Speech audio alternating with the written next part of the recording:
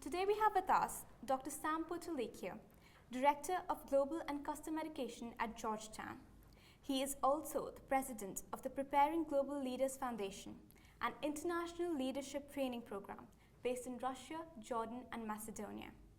It is a pleasure to have you here today with us, sir. To begin, I would like to ask you, what would you say is the key message that you want us to take away from your speech today?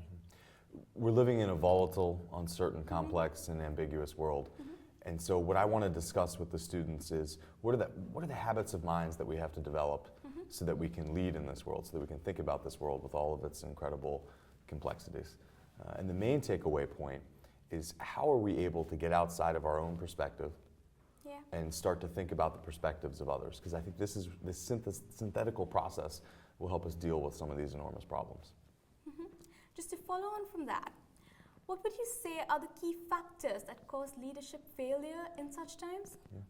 I think an intellectual hubris, where you assume that you have more ability than you actually do, but you also assume that your perspective is more important than it really is.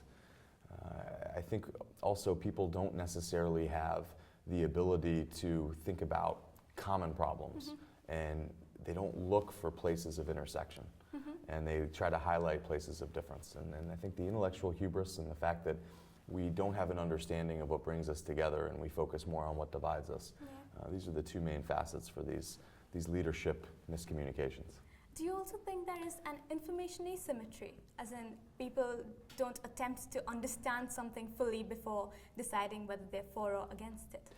I think humans have a selective attention problem.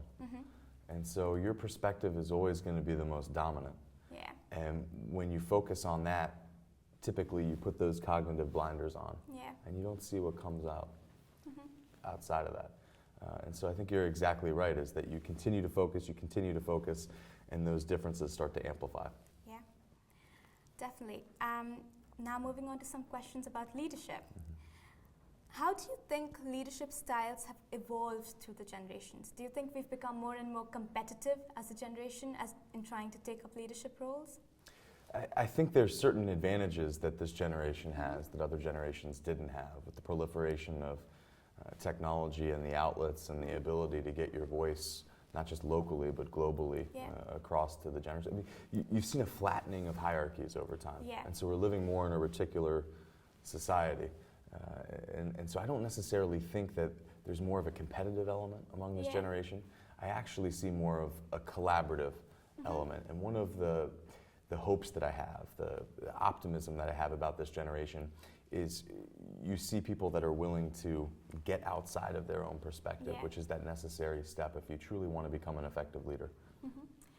On that note, we wanted to ask you, would you say that for businesses that are starting out, a flat structure or a hierarchical structure would be better?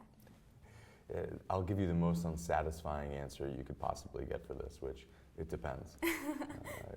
You have to have an awareness not just of your circumstance, but you have to have an awareness for the personalities that you're going to be working with. Definitely. And some organizations will respond more to centralized decision making, and some will respond more to a collaborative element.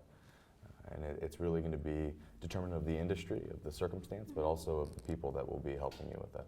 So do you think a leader should attempt to be feared, or do you think a leader should attempt to be respected?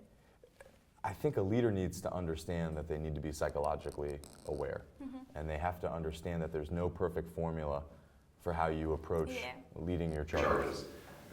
And so that you have to be willing to change and adapt to the circumstances and to the personal psychologies of the people that you're going to be leading.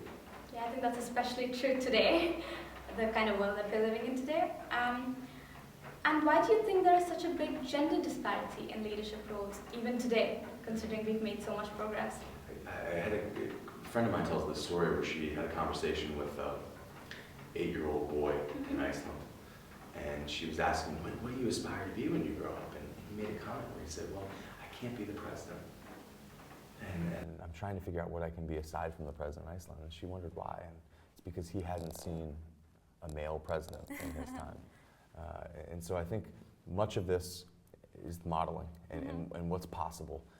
And I'm hopeful that over time, if you want to have the most talent working on these problems. Yeah. You can't have these gender, racial, or ideological disparities. And so the closer that we get to parity, I think the more talent we'll have working on these problems. Okay. And what do you think women can do to get themselves into these kind of roles?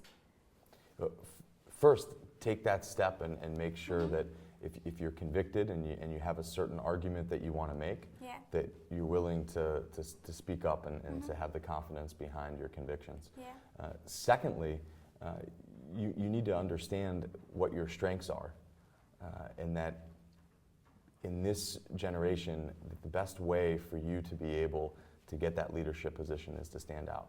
Yeah. And so this is an opportunity in my mind. If there's underrepresentation, it's an opportunity now to make a mark. Okay. And now we'll move on to some career-based questions. What inspired you to follow this career path? Did you have an inspirational figure? No. I love being a teacher, and I like that moment when someone has a breakthrough and they have an epiphany. Yeah. And for me, there's no higher calling than trying to help someone learn about themselves, but also learn about the greater world. And so I started out actually wanting to be a Catholic priest. I went to a Catholic university, and I think now that this has become my vocation and my calling. So did you have a moment where it clicked, where you were like, this is what I really want to do? Yeah, when I was 18 years old, I was coaching a middle school basketball team, and we were the worst team in the league by far. We were losing games by 30, 40, 50 points. Yeah. And there was one shining moment where everything seemed to click among the players on the team. We still lost the game by 30 points. But at that moment I thought, I love this process of improvement. I love this process where people finally get it and they understand this is fun. To learn, to improve, this is fun. This is what the human condition is about. And ever since then I've been addicted to teaching and coaching. Yeah, I think that's very important for our generation. I think we're so focused on achieving goals that we forget that introspection is a very important part of the process. Okay, so what advice would you give to students today who are growing up in today's world?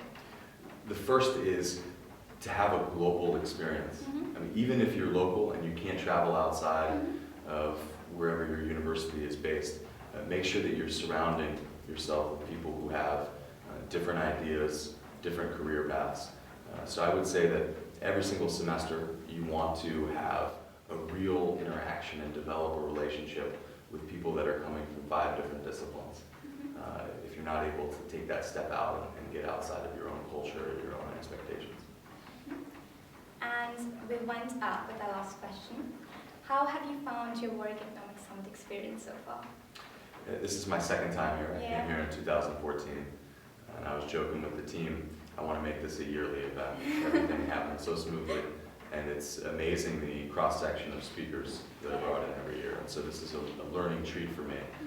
So I'm already going to put down on the calendar the 364-day countdown for next year. Thank you very much for being here today.